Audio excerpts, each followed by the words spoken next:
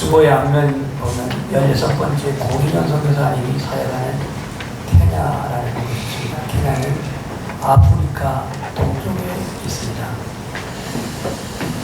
이집트, 수단, 그 밑에가 이제 케냐인데요. 케냐의 그런 나라는 야생의 사자들이 많다고 합니다. 사자. 해마다 사자들이 이렇게 사람을 무는 그 사고들이 왕왕 일어난다고 합니다. 한번 한국 선교사가 그 케냐에서 선교 사역을 하다가 그 뒤에서 촌에서 사자를 만났는데 공주린 사자를 만나가지고 영락을 죽게 되었습니다. 그래서 이 선교사가 그렇게 기도했대요. 하나님, 저 사자가 예수 믿고 변화되게 하옵소서. 그렇게 기도했답니다. 그 사자가 조금 있다 한국말로 기도를 하는데 하나님 저에게 일용할 양식 주셔서 감사합니다 그랬다고 하는데, 한번 고백합시다. 기도는 위기 때마다 빠져나오기 위해서 사용하는 수단이 아닙니다. 기도는 위기 때만 쓰는 수단이 아니에요. 물론 어려울 때 SOS도 기도가 될 수 있지만, 그러나 우리가 편안할 때도 힘들 때에도 일이 있을 때에도 없을 때에도 성숙한 그리스도인은 기도의 삶을 살아갈 줄 믿습니다. 네. 어느덧 백발이 되어버리는 옥보의 둘째 누님의 얘기입니다.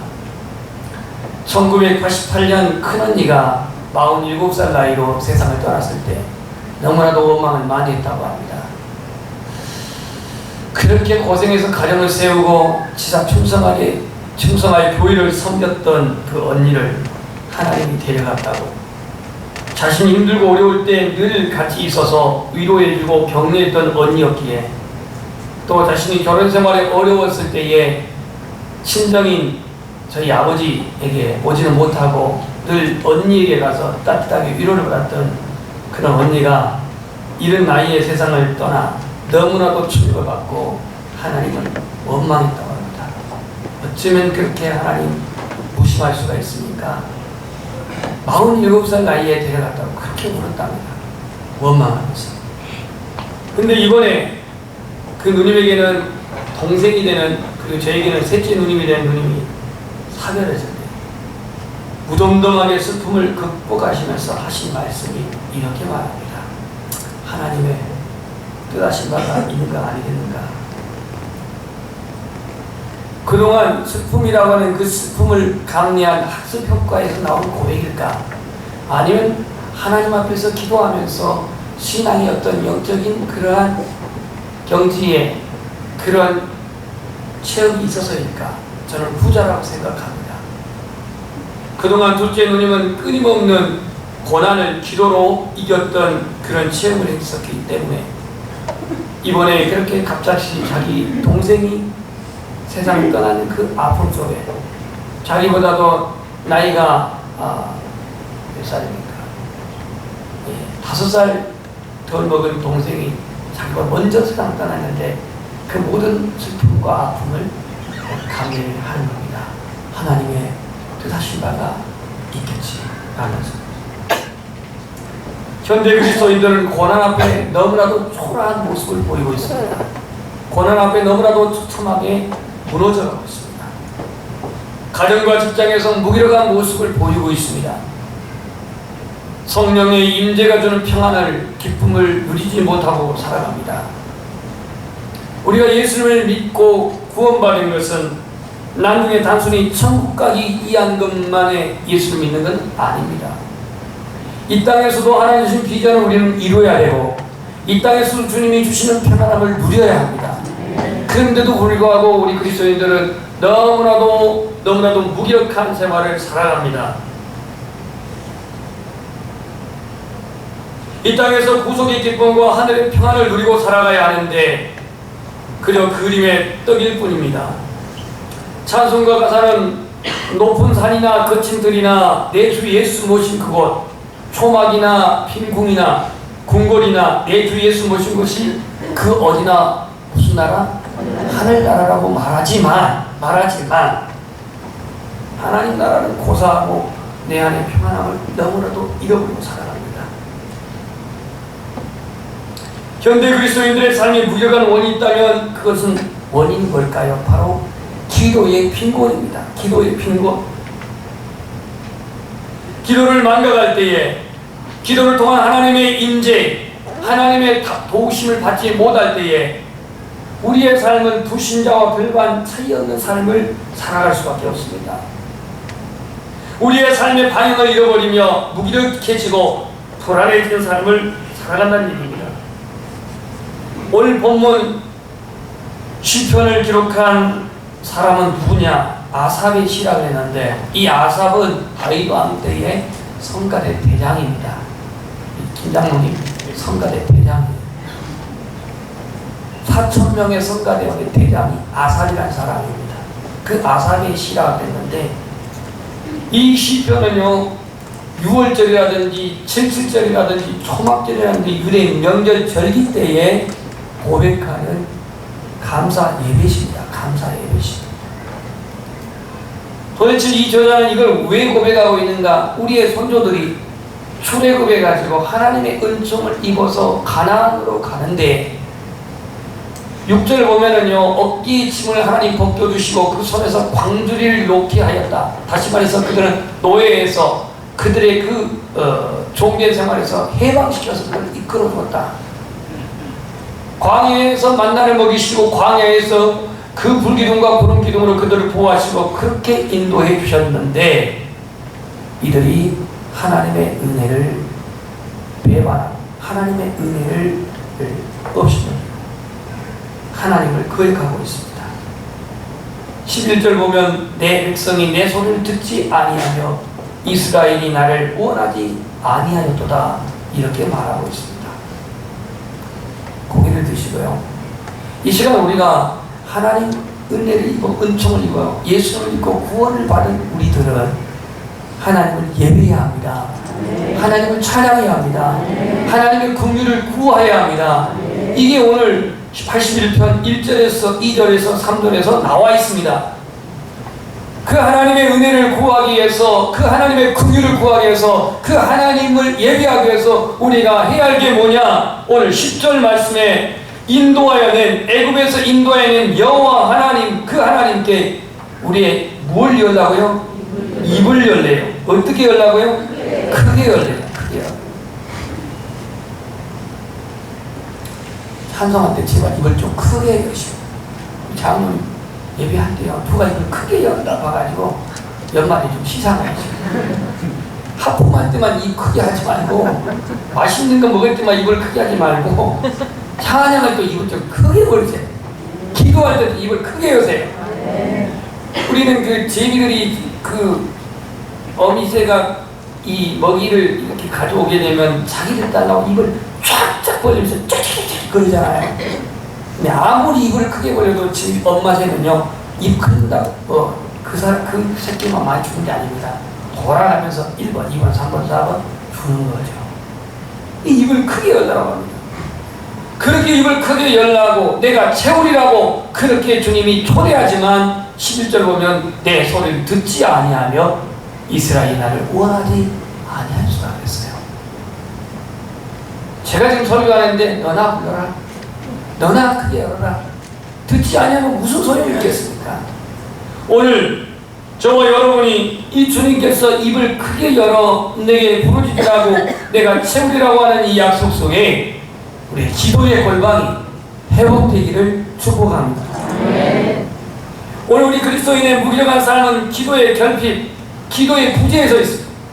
내 자신이 위로부터 하나님의 지혜와 위로부터 도우시는 하나님의 힘과 위로부터 하나님 주신 긍휼과 위로부터 주시는 편안함이 기도로 말미암아 내게 부어지는데 이 기도의 삶이 내게 이루어지지 않는다면, 기도의 삶이 내게 있지 않는다면 어떻게 내가 은혜의 삶을 살고 주님의 주신 평안을 누릴 수 있겠습니까? 무엇보다 우리는 기도의 세 가지를 우리는 여기서 찾아야겠습니다. 첫 번째는 기도의 필요성의 인식입니다. 왜 기도가 필요하냐 이거예요. 사람들이 기도하지 않는 이유가 있습니다. 그것은 기도의 중요성을 모르고 기도의 필요성을 모르기 때문에 하지 않는 겁니다. 세상 사람들은 믿음이 없기 때문에, 신앙이 없기 때문에 기도를 않지만, 왜 예수 믿는 우리들에게는 하나님의 기도하라는 특권을 주셨는데도 기도를 하지 않으냐 이거예요. 필요성을 몰라, 중요성을 몰라. 그렇기 때문에 기도와 관계없는 삶을 살아간다는 겁니다.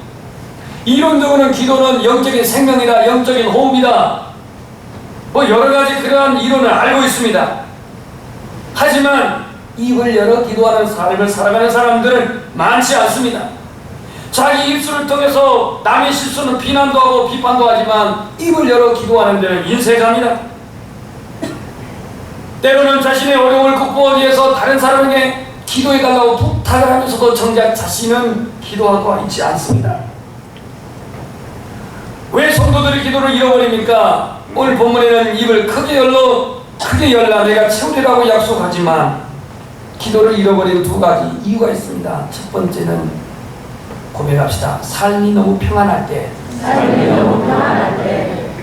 장사도 잘 돼요, 몸도 건강해요, 자녀들이 공부도 잘해요, 남편이 취직되고 승진도 잘해요, 수익도 많아요, 삶이 너무 편안하니 하나님 앞에 구할 것이 없어.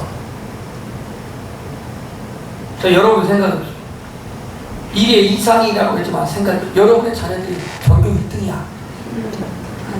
여러분의 사업이 한 달 매출이 3천만 원이야.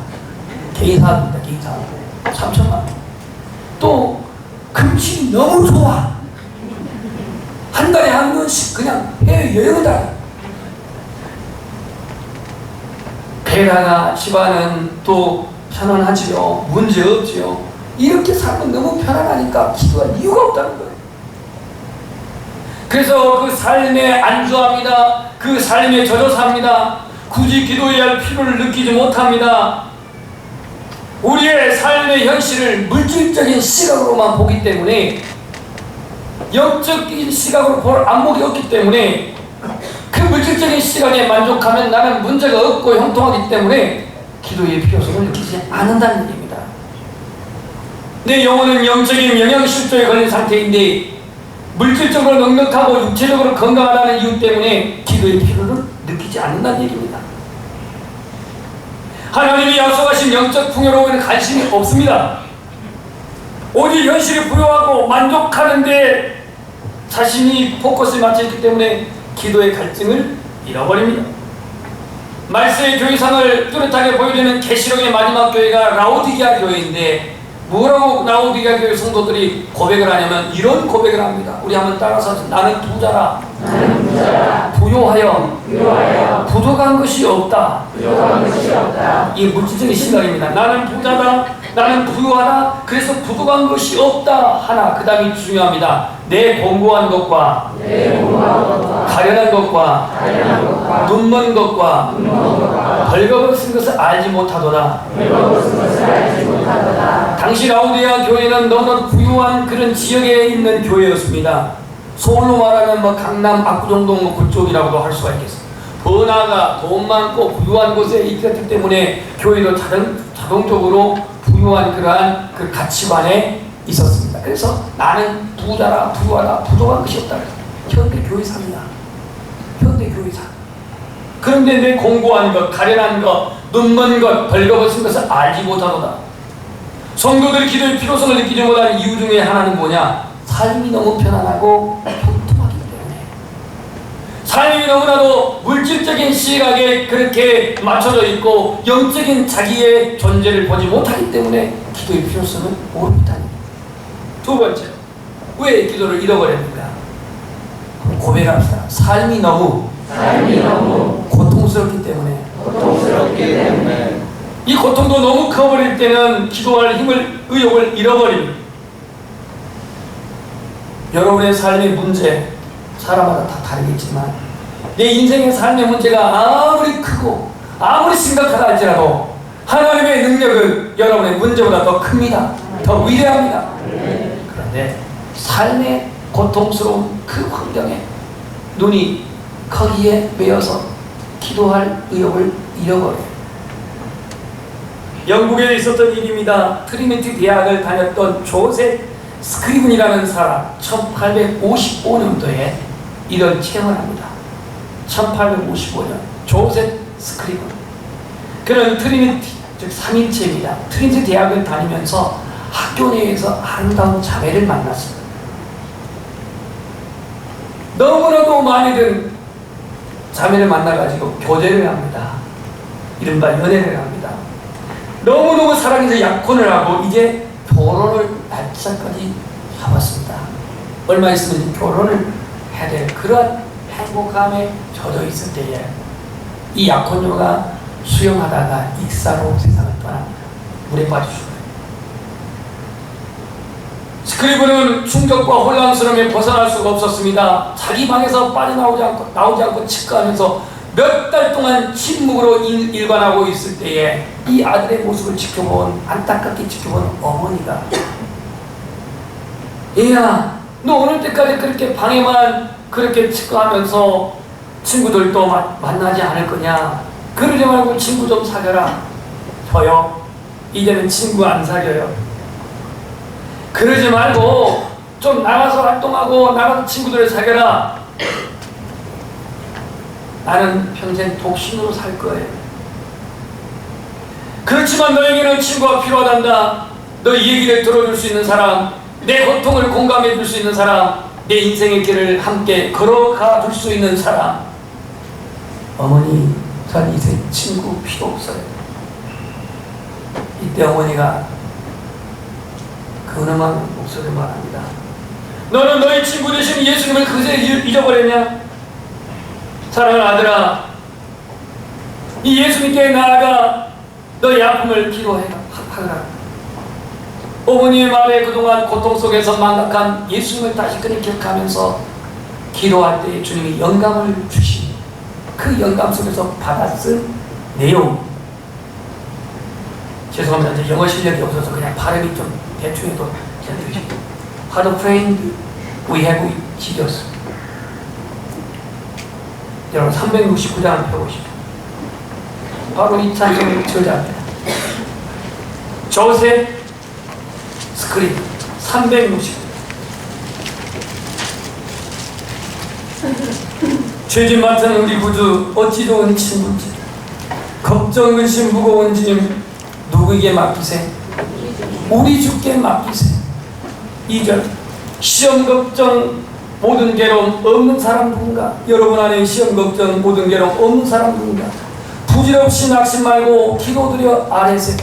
3절 근심 걱정 무거운 짐 아니 진자 누구인가? 피난처는 우리 예수 주께 기도드리세. 세상 친구는 너를 멸시하고 너를 조롱한다 해도 예수 품에 안겨서 참된 위로 받겠네. 이게 바로 사랑하는 그 연인을 잃고 하나님 앞에서 그가 그 슬픔을 토로하며 기도할 때 주님이 주시는 그 위로 속에서 지은 찬양이 바로 조셉 스크리븐의 죄진 맡은 우리 구주님. 왜 우리는 기도하지 않는가? 왜 우리는 하나님을 찾지 않는가? 기도의 필요성을 느끼지 못하기 때문에 기도하지 않고 하나님의 그 응답을 믿지 못함 속에서 기도하지 않는데, 오늘 저와 여러분의 이 믿음이 회복되기를 소원합니다. 따라서 하겠습니다. 하나님이여, 사슴이 신의 물을 찾기에 갈급한같이 내 영혼이 줄 찾기에 갈급하나이다. 목마른 사슴도 물을 찾아 갈급한 것처럼 내 영혼이 주님을 찾기에 갈급하나이다 라고 42편 10편 40편 1절에 말했는데, 영혼의 갈증이 있는 사람 영적으로 건강한 사람입니다. 하나님에 대한 갈망이 있는 사람 건강한 사람입니다. 영적으로 갈증이 있고 하나님을 만나고자 하는, 하나님을 찾고자 하는 그런 갈증이 있는 사람은 당연히 하나님 앞에 부르실 수밖에 없습니다. 하나님에 대한 목마름, 하나님의 임재에 대한 사모함, 하나님의 사랑과 진리, 하나님에 대한 긍휼에 대한 목마름이 있는 자는 주님께 반드시 부르게 줄 믿습니다. 두 번째로 생각해야 할 것은 기도의 응답에 대한 믿음입니다. 한번 따라서 응답에 대한 믿음. 응답에 대한 믿음. 기도의 세 가지 자세. 첫 번째는 기도의 필요성을 인식해야 됩니다. 깨달아야 합니다. 두 번째는 응답에 대한 믿음을 가져야 합니다. 응답에 대한 불신자들은 하나님을 안 믿기 때문에 기도 안 합니다. 성도들이 기도하지 않는 이유는 응답을 신뢰하지 못하면서 응답이 없다 생각해서 기도하지 안 합니다. 응답을 우연으로 생각하는 거예요. 우연의 일치로.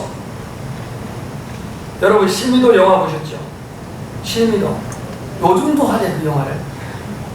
실미도 영화에 거기 보면은 북파 공작원들을 이렇게 실미도라고 하는 곳에서 훈련을 시켜 북파를 북쪽으로 파견하는 남쪽 간첩이 갈 수가 있는데요. 이 실미도 사건의 당사자 한 사람 제가 알고 있습니다.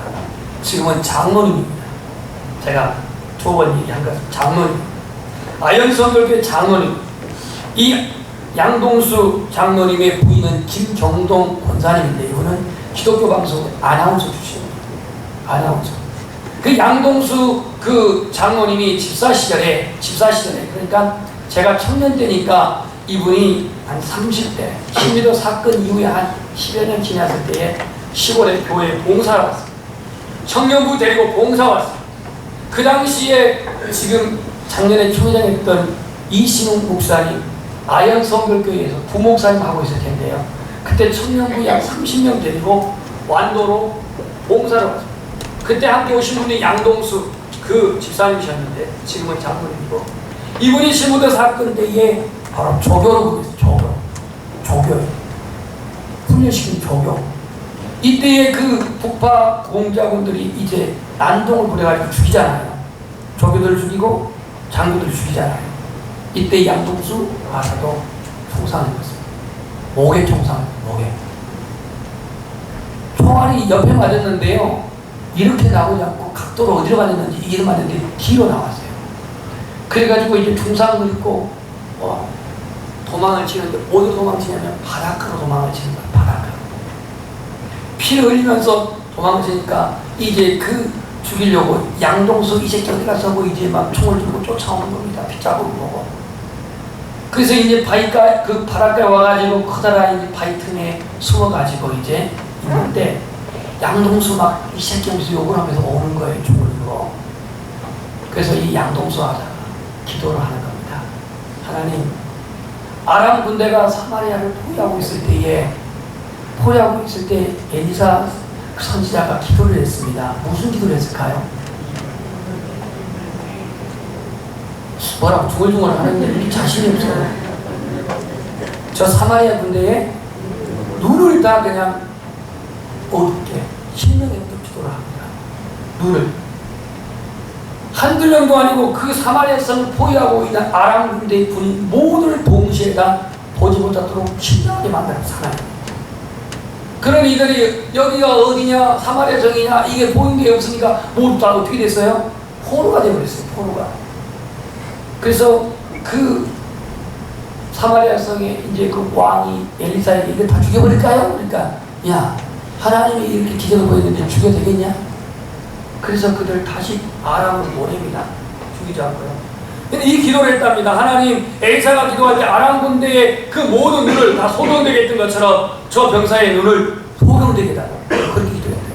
근데 자기가 숨어있는 그 바위, 분명히 빗자국도 다 보이는데 두 바퀴를 양동생이 어디 가서 소리 빽빽 지르더니만 결국 자기를 못 보고 갔다라는 거예요. 이분의 간증은 하나님의 보호하심 속에서 그 짧은 기도였지만 하나님 응답했다는 거예요. 기도의 필요성을 느끼지 못해서 응답에 대한 확신이 없어서 때로는 우리가 기도하기를 주저할 때가 있는데 히브리서 12장 6절에는 이렇게 말합니다. 한번 고백합시다. 하나님은 자기를 찾는 자들에게 상 주시는 이심을 믿어라. 기도할 때 응답하시는 그 하나님을 믿으라는 얘기입니다. 그래서 예수님 그랬잖아요. 구하라. 제가 그냥 하면 따라서 구하라. 기회는 여러분 아시죠? 구하라. 찾으라. 두드리라. 너희 아들이 아비에게 떡을 달라 하면 돌을 줄 자가 없고 생선을 달라 하면 뱀을 줄 자가 있겠냐 그랬어요. 그러면서 예수님 말합니다. 너희가 악한 자라도 자식에게 줄 알거든 하물며 하늘에 계신 너희 아버지께서 구하는 자에게 어떤 것을? 좋은 것을 했습니다. 좋은 것을. 왜 그거 않죠?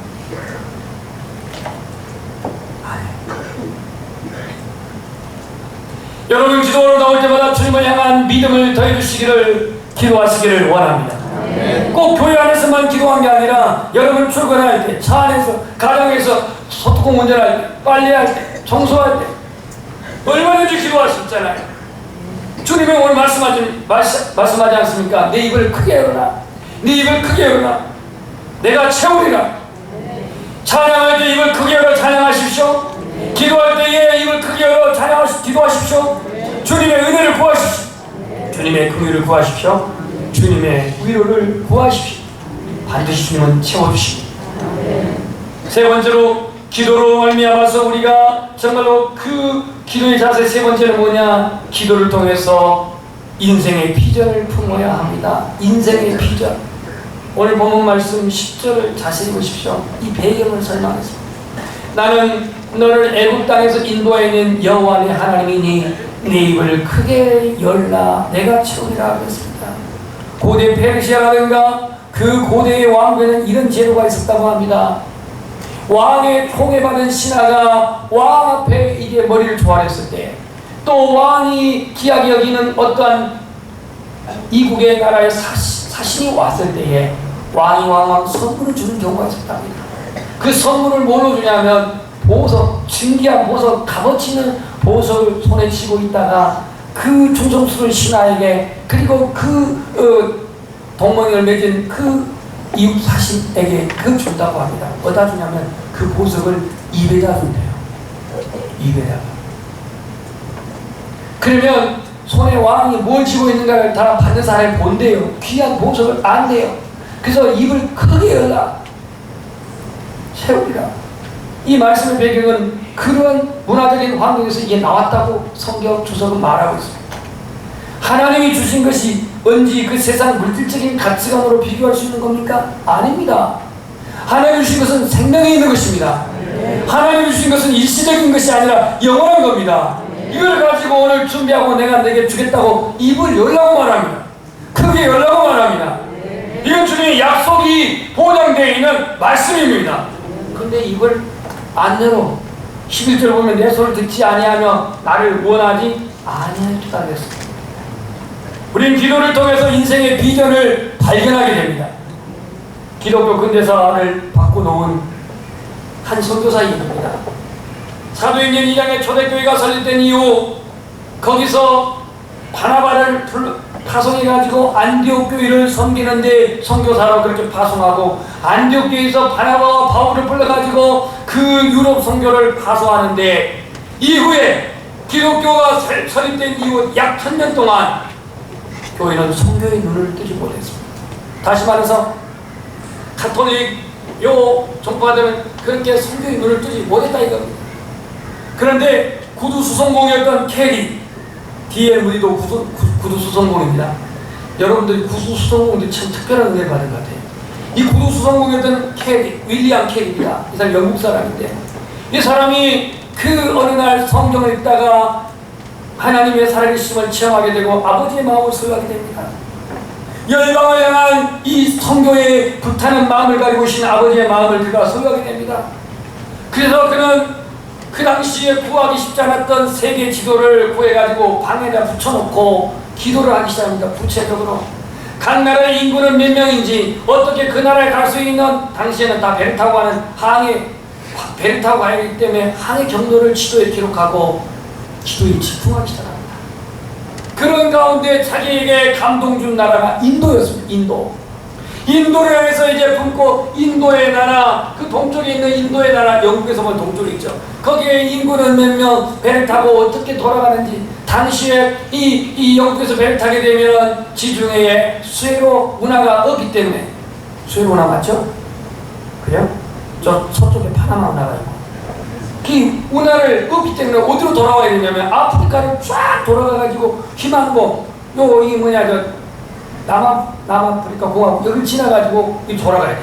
얼마나 먼 길인지 몰라. 그리고 기도를 합니다. 그리고는 그는 인도 언어를 공부하기 시작합니다. 왜? 그곳에 가서 선교를 하기 위해서. 그래서 그 당시에 영국의 고귀한 분들을 그렇게 이제 모임에 참석해서 자신이 인도 선교사를 얘기하니까 조용하라고 제지를 당합니다.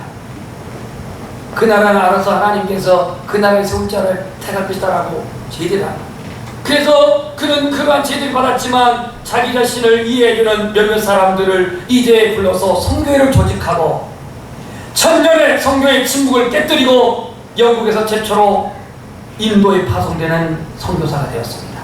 그는 40년 동안 인도에서 선교를 한 가운데 인도에 몇 개 방언을 주소를 가지고 각 방언을 성경 인도어로 성경을 번역했습니다. 이로 인해서 동양 선교의 문이 열리게 되었습니다. 우리나라의 선교사 최초의 선교사 순교하는 선교사가 누굽니까? 토마스 목사님입니까? 토마스 목사님. 영국 국교의 선교사 토마스 목사님. 다시 말해서 이 윌리엄 캐리가 이 인도의 그 선교의 문이 열려지면서 이 동쪽으로 이 아시아 동쪽으로 선교의 문이 열리게 되어서 우리나라도 영국 선교사가 와서 최초의 순교를 당한 거예요. 캐리의 놀라운 선교의 사역의 비밀은 한 가지가 있었습니다.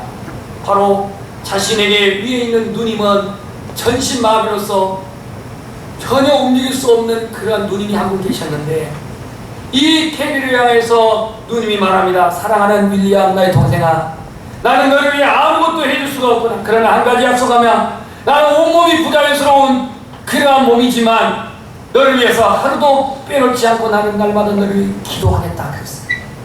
윌리엄 캐리가 그 인도라고 하는 나라 기후도 다르고 언어도 다르고 문화도 다른 그곳에서 얼마나 숱한 어려움과 역경이 있을 때마다 그는 극복할 수 있는 것이 누님의 기도였는데 자신이 누님에게 이러이러한 어려운 문제를 편지 써가지고 영국으로 보내는데 답장이 채 오기도 전에 하나님은 다 응답하셨다고 합니다. 그 윌리엄 캐리의 유언입니다. 인도에 가면 윌리엄 캐리의 묘소가 있습니다. 제 말이 아닙니다. 하나님으로부터 위대한 일을 기대하십시오. 여러분 인생은 그렇대요. 하나님으로부터 위대한 일을 기대하십시오. 그리고 하나님을 위해서 위대한 일을 시도하십시오. 그게 시작이 뭐냐면 기도라는 얘기예요. 내 자신이 하나님의 도움받지 않고 어떤 비전을 볼 수가 있고 하나님의 도움받지 않고 어떤 그 비전을 이룰 수가 있겠습니까? 물론 내 노력으로 어느 경지는 이룰 수가 있습니다. 자기 목표의 노력으로 이룰 수가 있습니다. 하지만 하나님께서 내 인생에 세우신 그 비전, 내 인생에 세우신 그 계획은 그냥 노력으로만 된 게 아닙니다. 하나님 힘을 주셔야 합니다. 지혜를 주셔야 합니다. 선한 길을 이끌어 주셔야 합니다. 그래서 위대한 일, 하나님으로부터 위대한 일을 기대하라고 그렇게 말합니다. 여러분, 기도의 입을 여시지 않겠습니까? 바울은 에베소 교우들에게 내가 말씀 주사 나로 입을 열어 복음의 비밀을 담대히 알게 하라고 기도를 요청하고 있습니다. 나를 위해서 너희들 기도해 주께서 내가 입을 열어 복음의 비밀을 담대히 선포할 수 있도록 기도해 달라고 부탁을 합니다. 오늘 예수님은 지금 추수할 때가 되었는데 추수할 것은 이어졌지만 일꾼이 적다고 말하고 있습니다. 복음의 비밀을 담대히 선포할 수 있도록 우리의 입을 여시기를 원합니다. 입을 크게 열고 찬양하고 하늘 신령한 은혜를 부어주실 것을 믿고 찬양합시다. 이론적 지식의 신앙에서 묶여있지 말고 실천적 체험의 신앙으로 온전히 바뀌어지기를 원합니다. 초상적 기독교인이라고 하는 초상적 관념의 신앙에서 실제적이고 경험적인 그리스도인, 식물인간과 같이 반응이 없고 역동성이 없는 성도가 아니라 눈물도 있고 체험도 있고 열매도 있는 그러한 성도가 되기를 소원합니다. 그 시작은 바로 기도입니다. 내 입을 크게 열라